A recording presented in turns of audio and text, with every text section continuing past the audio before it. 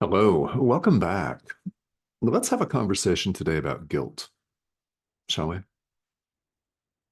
It would be really wonderful if we could just wipe the idea from our minds completely and wipe the word guilt out of our vocabulary completely. But since we're using it here, let's use it as a teaching and learning aid. Let's take a look at what we've wrought and how completely unnecessary and illusory it is. Yes. If you're just joining us, welcome. If you've watched many hundreds of these videos, again, welcome. During the process here, over the next 20 to 25 minutes, or however long this recording should last, something's going to be said that you're meant to hear, and only you will know what that is. That is your inner teacher speaking to you loudly and clearly, and you would do well to listen to the message. Now, some things may also be said, especially today, that contradict what you were taught growing up. Excellent. Excellent. We're invited in this course to question the very foundations of everything we now believe and not to stop until we do. So let's jump right in. In the title today, Not Guilty, we're simply stating a fact. God's Son, you, are guiltless. God's Son is guiltless and has never sinned. Does this contradict what you were raised to believe?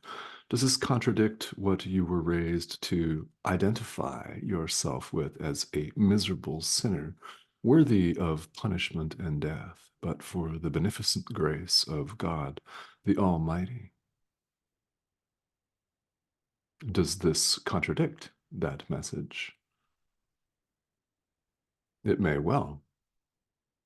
I know that many of us that are drawn to A Course in Miracles were raised in one tradition or another that posits the idea of sin, that posits the idea that we have given offense to God Himself and that we're worthy and deserving of punishment, up to and including death.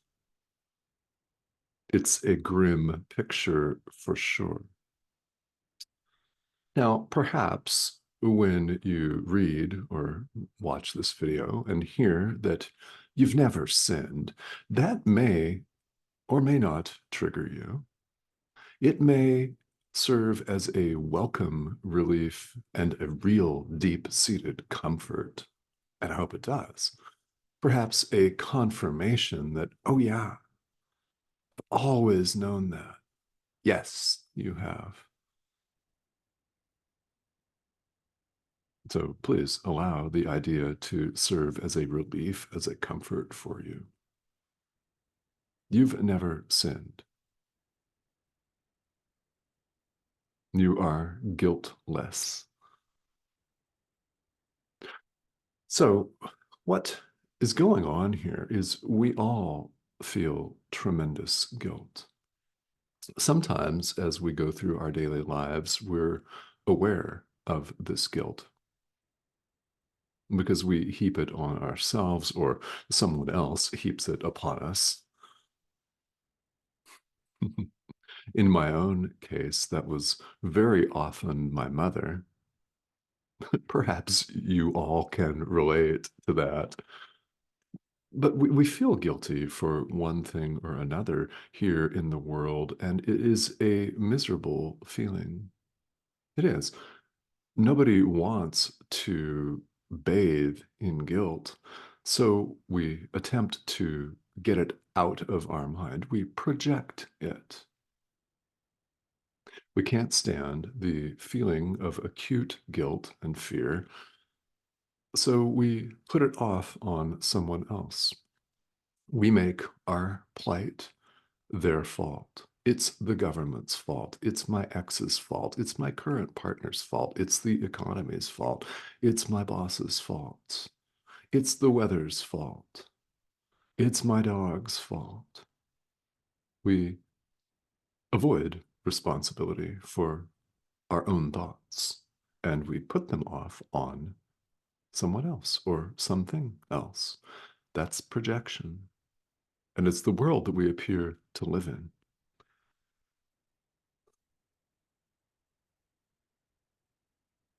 We're attempting to escape punishment by attacking someone else. And it doesn't work, and we know that that doesn't work. Why? Because it doesn't make us feel good, for starters, which should be a definitive cue. Here's something that we learn as we study A Course in Miracles, is that ideas leave not their source. Thoughts remain in the mind of the thinker. Your attack thoughts remain in your mind. It's useless to project them off onto someone else. That thought, the attack thought, the blame thought, remains in your mind. It doesn't leave the mind of the thinker. Now, you may have seen me and heard me use that very often quoted passage from the Course, ideas leave not their source, to give reference to the fact that we've never left God. Ideas, you and I, the Son of God, the thought of God, yeah. Ideas leave not their source, capital S. Thoughts remain in the mind of the thinker, yes, most definitely, yes.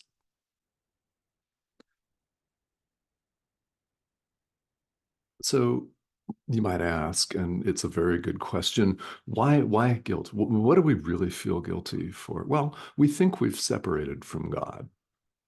We think we've thrown away the kingdom of heaven. We think we've cast it out and that we're guilty,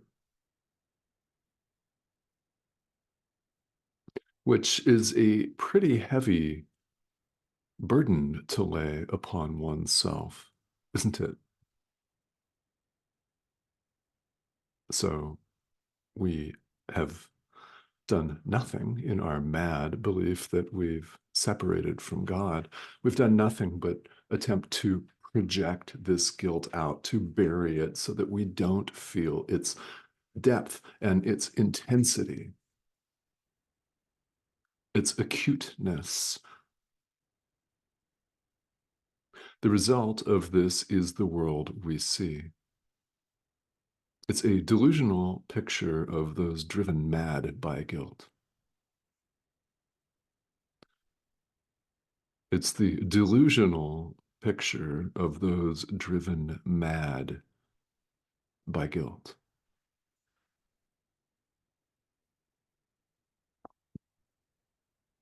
Everything we see here in the world is a symbol of punishment and death. It is. How can we say that? Well, nothing lasts. It ends, ends, a symbol of punishment and death.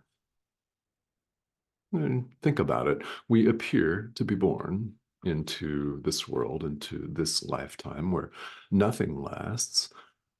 We watch nature videos where animals eat each other, which reenacts separation and death, separation and death. We see separation and death everywhere we look because our entire thought system is predicated on the insane belief that we could even separate from God in the first place. So our mythological systems have creation myths like the Garden of Eden, where we were kicked out.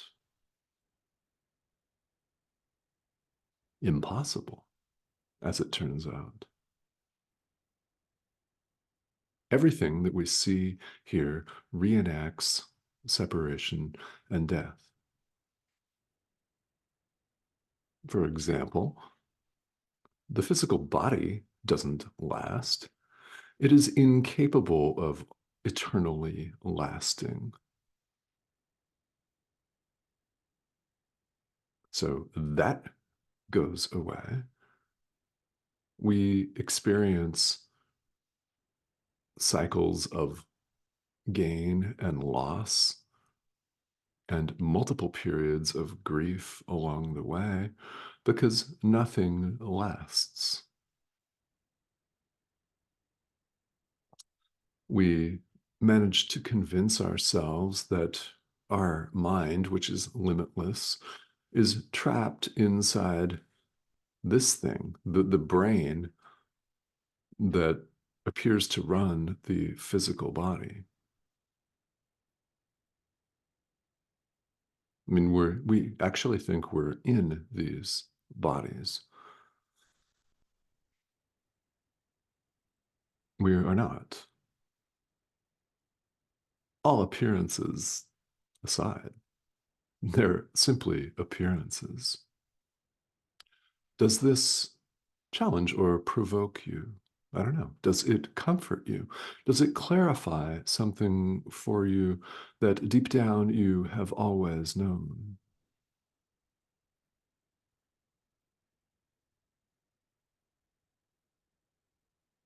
Nobody ever said that this course was shallow.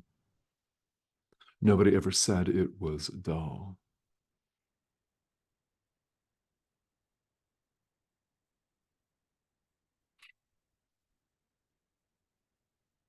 If that was what you were looking for, shallow and dull, well, you've come to the wrong place.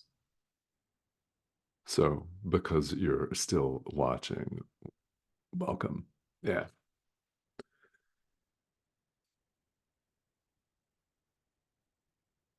So, when we look out at this world, which is the symbol of cruelty, it's the symbol of guilt and punishment and death. Here's something that you may feel that you've known for all time. God did not create this. God did not create this world. I know it says so in a lot of our creation myths, where he magically took 6 24-hour periods to do it and then rested and hung out on a Sunday.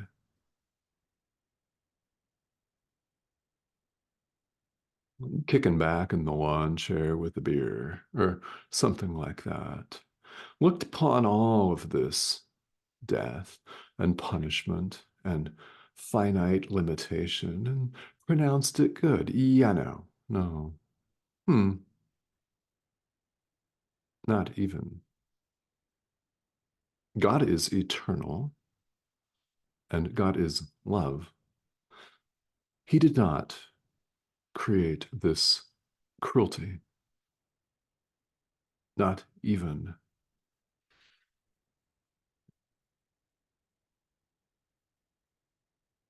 Love does not kill to save. This appears in italics. We're actually in the introduction to chapter 13 of the text. It's 4 paragraphs long, should you wish to read along, and I invite you to, multiple times.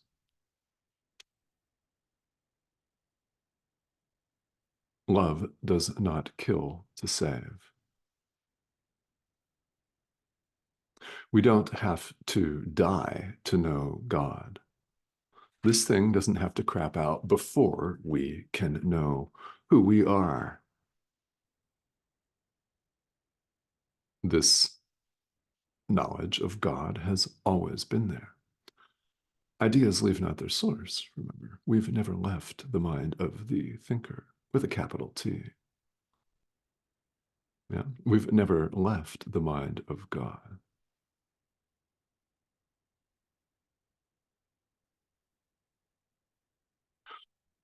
I invite you to repeat that over and over in your mind. as many times as it comes up, and sit with that. Because we've been sitting with our own guilt far too long, haven't we? I mean, something has drawn you to this course. So, the lesson here, and indeed the final lesson that we need to learn, is what's known in A Course in Miracles as the Atonement. It's capitalized here throughout the Course. And here's what we mean by that. The atonement is the correction of our inner teacher. We don't see things as they are. We see separation and pain and death. We look out at this world and it has moments of beauty. There's some beautiful sunsets. There's a gorgeous flower garden. There are all kinds of beautiful things here. Those are symbols.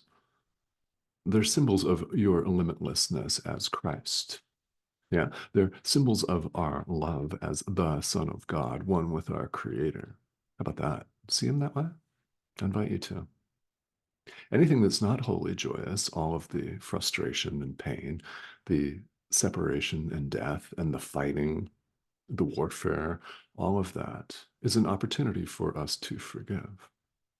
Every moment of every day, we're invited to accept atonement for ourselves, accept the correction of our inner teacher for ourselves. We don't see things as they are. Let's correct our perception and see them as they are. From there, truth dawns of itself.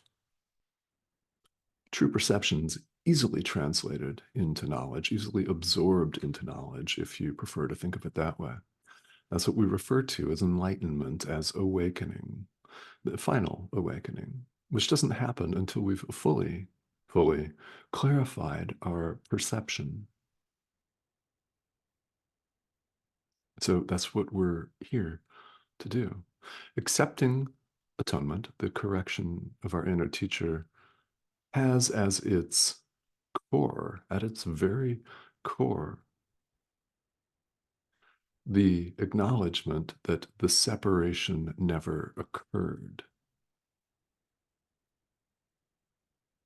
The separation never occurred. You're one with God. We've all always been one with God, and this is a dream.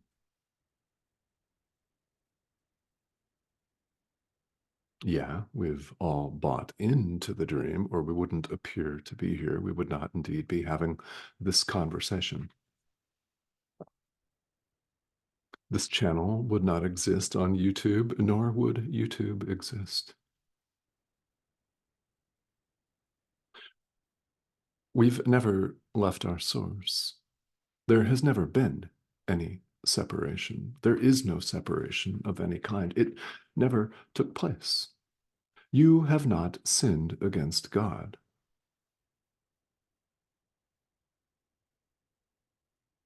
There is only perfect oneness. There is no sin. There is not a separate other to transgress. There is no separation of any kind.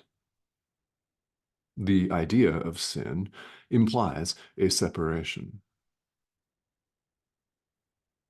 There is no separation. You have never sinned against God. You are completely guiltless, not guilty. If we were all seated in a courtroom being accused of everything that we have done, the Holy Spirit would simply dismiss the case against us. We've never sinned. God has no ego to be offended.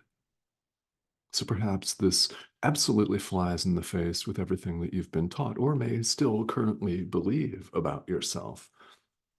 You may still see yourself as a miserable sinner. Well, let this conversation just serve as a different way of thinking for you, which you can choose to adopt, or you can choose to reject. You could choose to run away from it. Whatever that is, you're here listening to it, and you were meant to listen to the idea today that you have never sinned. The Son of God is guiltless. You are completely guiltless. We've never left our source. This applies to all of us. Remember, there is no separation of any kind. God has no ego to be offended. He's not offended by your mad wanderings.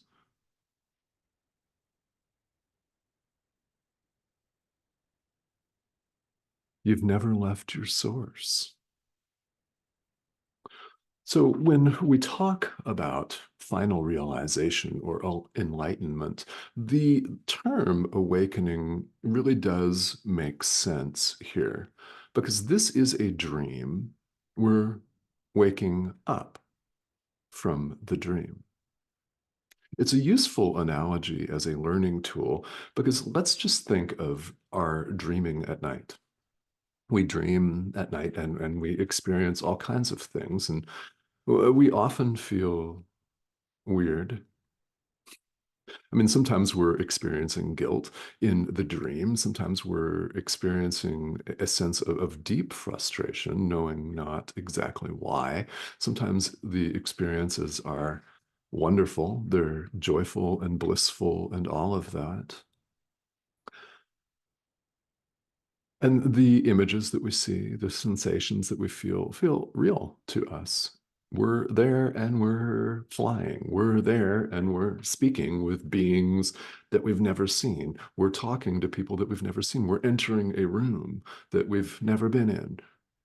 Things like that. They all happen in dreams, apparently.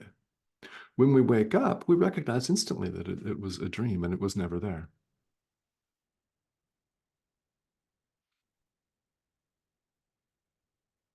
So what do we do while this appears to be here? Exactly what we're doing right now. We allow our inner teacher to run the show.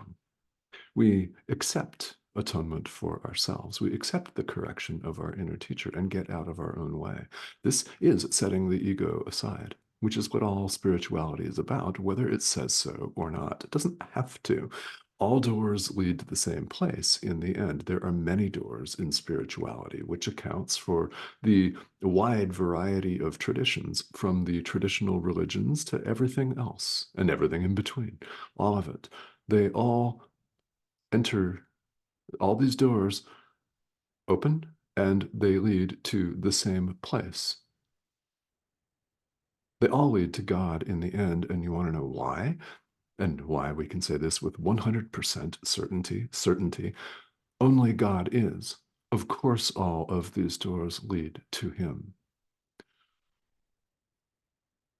There is no separation of any kind. There is only perfect oneness. The depth and the power of this, the magnitude of this, is something that I invite you to allow into your mind. We block it. We do, or we wouldn't appear to be here. We tend to complicate things in the world because we've been conditioned to identify ourselves as an ego, as an individual, as a separate self-sustaining survival unit, necessarily in competition, being plopped right into our insane economic systems, no matter where you live in the world. They're all predicated on competition with one another.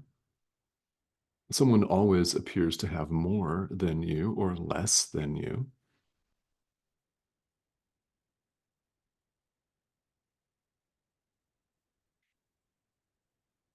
Question all of this.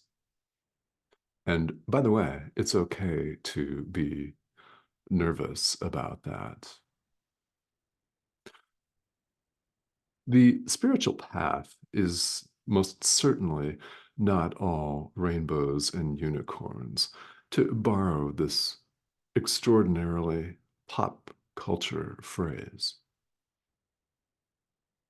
I mean, it's not all a hot, sexy stroll on the beach with your lover. Part of it is a very adult responsibility for our own thought. Rather than feel guilty about our attack thoughts, which come up all the time, we have a very valuable, actually, it's an invaluable tool at our disposal here, the power of true forgiveness. The separation never occurred, remember. When we see symbols of the separation, we forgive them. Included in this is the recognition that the separation never occurred. Our brother that appears to offend us never offended us, ever. We look beyond the outer surface to the essence, to reality with a capital R, to truth, to the core of what is perfect oneness. When something pops up in our experience that is less than joyful, anything that's not wholly joyful, is an opportunity for us to forgive. So we forgive and forgive. We're not powerless. We have multiple opportunities every day to set the ego aside. And the more you do it, the more powerful it gets. If you've been doing it for a while, honestly, you will know. It becomes very powerful because we begin to move from specifics, from specificity to generalization. At first, we may only be able to forgive a passing cloud for blotting out the sun for 5 minutes, or to forgive the dog for going to the bathroom on the carpet, forgive ourselves for stubbing our toe. Highly specific little acts of forgiveness. The more we do it, the more general we can become. The more quantum it all becomes, the more exponential, if you prefer to think of it that way, the more effective, the more liberating it all becomes because we can begin to forgive broadly the world itself, our brother, singular, the ego, time, space, all appearances, all of our concepts, everything.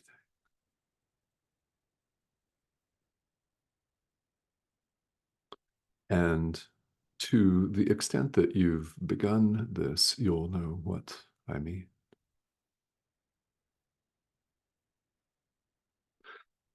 So, in closing here, again, we said this earlier, nobody ever said this was dull. No, it's not intended to be. This course has appeared here in this world at this time for a reason. It's because you're ready for its message. God's Son is forever guiltless. You are not guilty.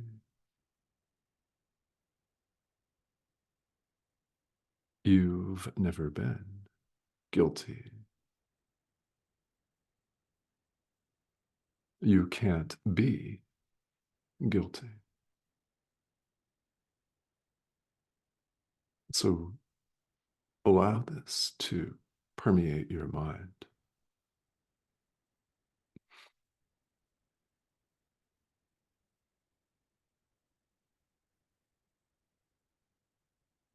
As a practical matter, lessons like this one today need to come up because if we're really, really earnest about this, if we're really serious about questioning the foundations of everything we now believe,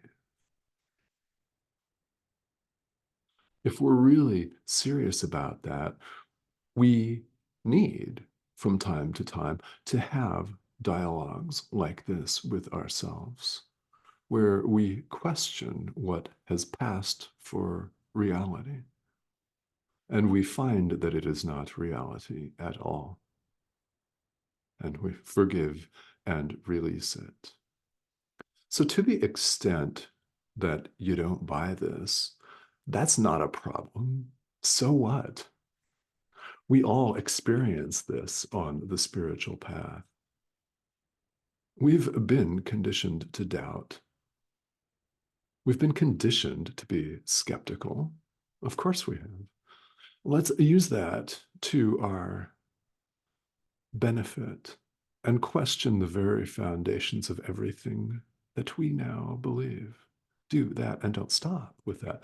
See, all too often we pause at questioning a talking head, which actually is a pixelated image on your screen. It's what you're looking at and listening to. I mean, we often stop at questioning the value and the efficacy and the truth and veracity of this. Yeah, keep going. I mean, we stop and we question the truth and veracity of A Course in Miracles or whatever it is that we're practicing and studying. I mean, this course is simply one of the many doors. Keep going with your questioning. And when it freaks you out, understand that you have help available. You have help in a human form, for starters, on this channel and any other channel. There are many people, many teachers, many guides out there that can help you. What I really would love it if you paid particular attention to is your inner teacher. We learn this course under the guidance of our inner teacher, who is part of our mind, that part that knows, that part that will look beyond, that automatically looks beyond all of our psychodrama and will share with us, that will tell us, will teach us and show us the truth of who we are, if only we will listen. Appeal to your inner teacher for help. Your inner teacher is part of our mind. It's always there. In A Course in Miracles, our inner teacher is known as the Holy Spirit, who in turn is known by many, many names. You may call your inner teacher whatever you like. The point in all of this is that you have help and guidance available to you. Should you have questions, that's perfectly natural, isn't it? Spirituality is deep self-inquiry. So should you have questions, please feel welcome to leave them right here. We often have some very, very good and very poignant discussions right here on the discussion forum in YouTube. So I invite you to please take advantage of that. And if you are just joining us and you have not subscribed, or if you've watched many of these without clicking the subscription button, let me point that out for you. It's right here in the corner. That arrow is the prompt. So when you click or hover over that, you'll be invited to subscribe and join us. So please go ahead and do that. A number of videos appear here each week. And if you have subscribed and you would like to be notified each time a new one of these drops, there is that bell icon on your YouTube, which controls your notifications. If you click on that and a pull down menu comes down, you can choose to be notified of when a new video is posted and published on this channel. So that's an option that's open to you if you feel like you're missing these dialogues. That's something that can be of assistance. So I thank you for tuning in and for joining me. Again, a number of these conversations appear each week. And well, thank you so much for tuning in and for joining me. But more than all of that, thank you for your dedication and commitment to your spiritual practice, which is the highest and best offering you could ever give anyone, anywhere. Nothing even approaches that. All right. Thank you.